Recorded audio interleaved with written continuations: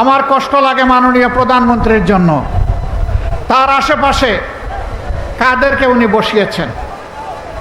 উনি কুমিল্লায় এসে পিজেড দেন, ফরিদপুরে গিয়ে সয়াবিন তেল দেন, তিনি দিনাজপুরে গিয়ে আম উপহার দেন, সিলেটে গিয়ে ৯.৫ ঘন্টা উপহার দেন,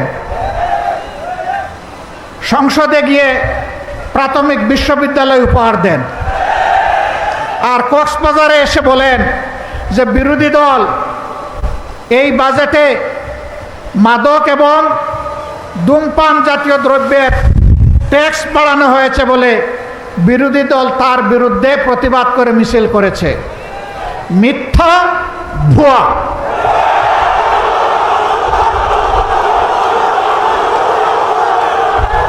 বিরোধী দলের কেউ এটা করে নাই। আমার করুণা লাগে, প্রধানমন্ত্রীর এই পদটা রাষ্ট্রীয় পদ, তিনি রাষ্ট্রের প্রধান নির্বাহী, তার দিকে তাকিয়ে বিশ্বের জনগণ বাংলাদেশকে হিসাব করবে।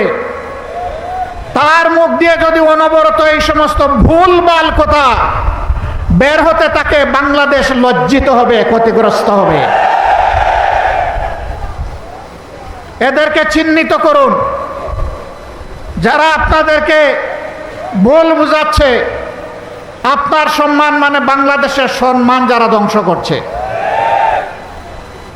এদের ব্যাপারে ব্যবস্থা নিন, নইলে ক্ষতিগ্রস্ত শুধু আপনি হবেন না, গোটা জাতিকে আপনি ক্ষতিগ্রস্ত করবেন। এবারকার বাজেট বিরোধী দল প্রতিক্রিয়া জানাবে, খুবই স্বাভাবিক। এটা গণতন্ত্রের এসেন্স, এটা গণতন্ত্রের সৌন্দর্য। এতে রাগ করার কি আছে? অল্পতে ধৈর্য হারালে 18 কোটি মানুষের দায়িত্ব পালন করবেন কিভাবে? হ্যাঁ, জনগণ সমর্থন দিবে, প্রশংসা করবে। জনগণ যখন দেখবে জন আকাঙ্ক্ষা বাস্তবায়নে আপনি এবং আপনার সরকার আন্তরিক।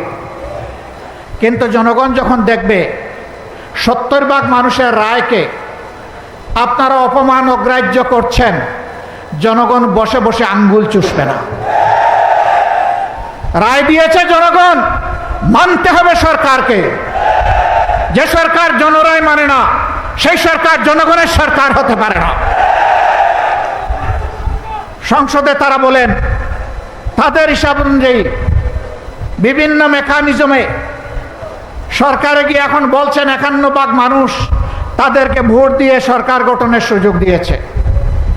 ভালো কথা, কিন্তু 70% মানুষ যে ভোট দিয়ে বলেছে গণভোটের গণরায় মানতে হবে, সেইটা মানছেন না কেন? 51% বুঝতে পারলেন, 70% বুঝতে পারেন না? হ্যাঁ, 9.৫ ঘন্টা বললে আসলে হিসাব মিলাইতে সমস্যা হবে।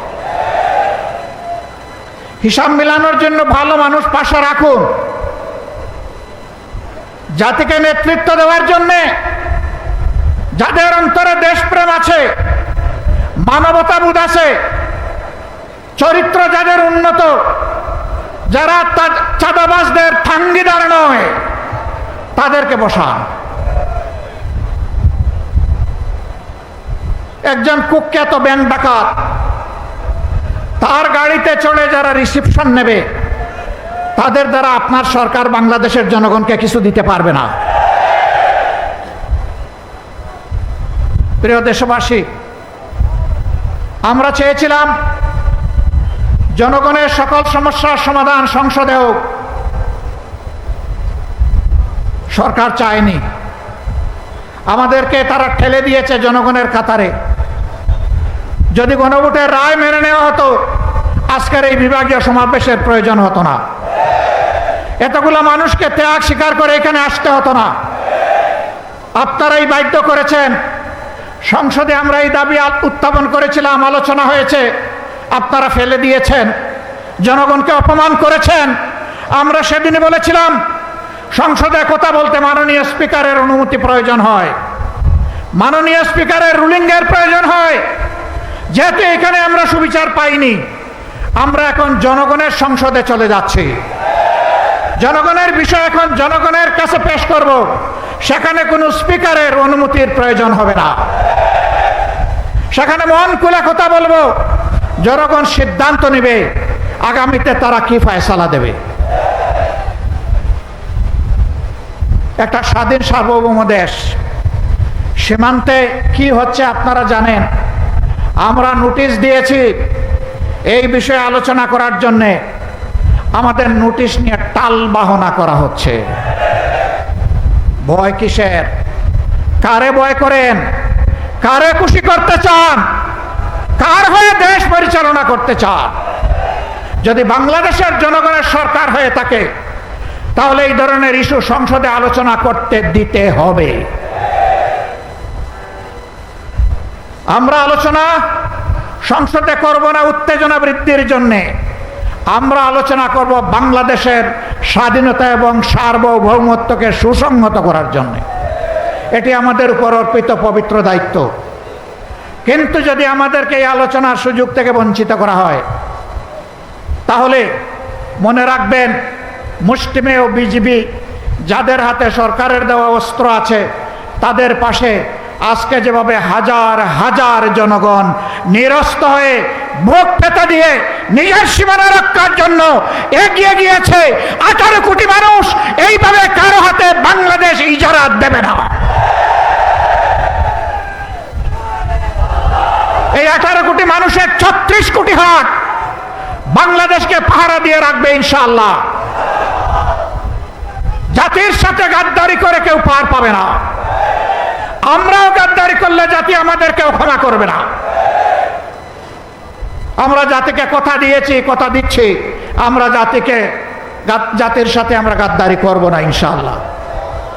জীবনের বিনিময়ে হলেও আমাদের দেওয়া কথা আমরা রক্ষা করব। সম্মানিত বন্ধুগণ, জনগণ আশা করেছিল ইন্টারিম গভর্নমেন্টের পরে নির্বাচন হয়েছে, নির্বাচিত সরকার আসলে চাঁদাবাজি বন্ধ হবে। বাংলাদেশের কোনো জায়গায় চাঁদাবাজি বন্ধ হয় নাই, হয়তোবা চিটাগাঙ্গে বন্ধ হয়ে গেছে। চাঁদাবাজি এখানে চালু আছে। রেট কি বেড়েছে না কমেছে? এই চাঁদাবাজ কারা জনগণ কি জানে না? জনগণ কি চিনে না? মাননীয় প্রধানমন্ত্রী, চাঁদাবাজকে আপনি সামাল দিন।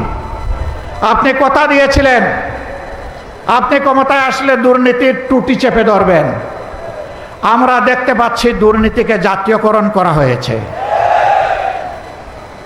দুর্নীতি এবং চাঁদাবাজির বিরুদ্ধে কথা বললে কারো যদি মন খারাপ হয়, আমাদের করার কিছুই নাই, বলে যাচ্ছি, বলেই যাব। এবং শুধু বলার মধ্যেই আমরা ক্ষান্ত হব না, আমরা জনগণকে সাথে নিয়ে গণপ্রতিরোধ গড়ে তুলব ইনশাআল্লাহ। আপনারা তৈরি আছেন?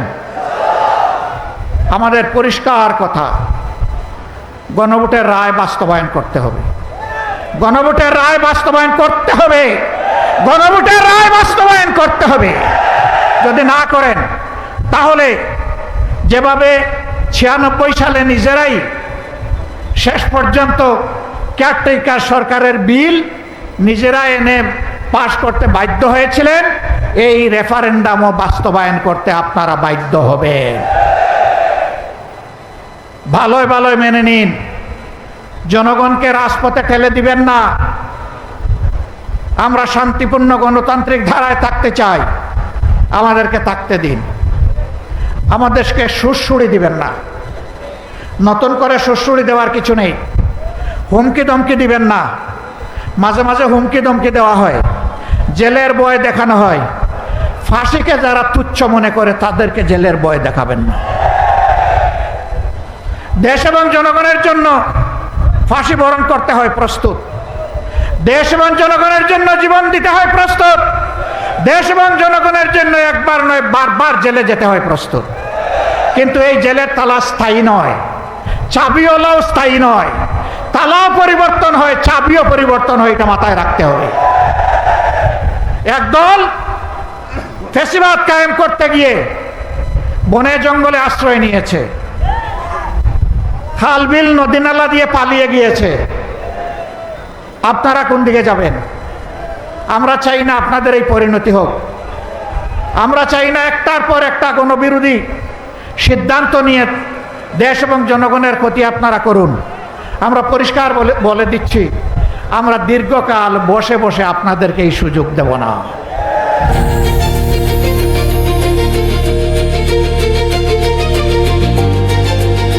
দিনাজপুর টিভি মানুষের জীবনের কথা বলে।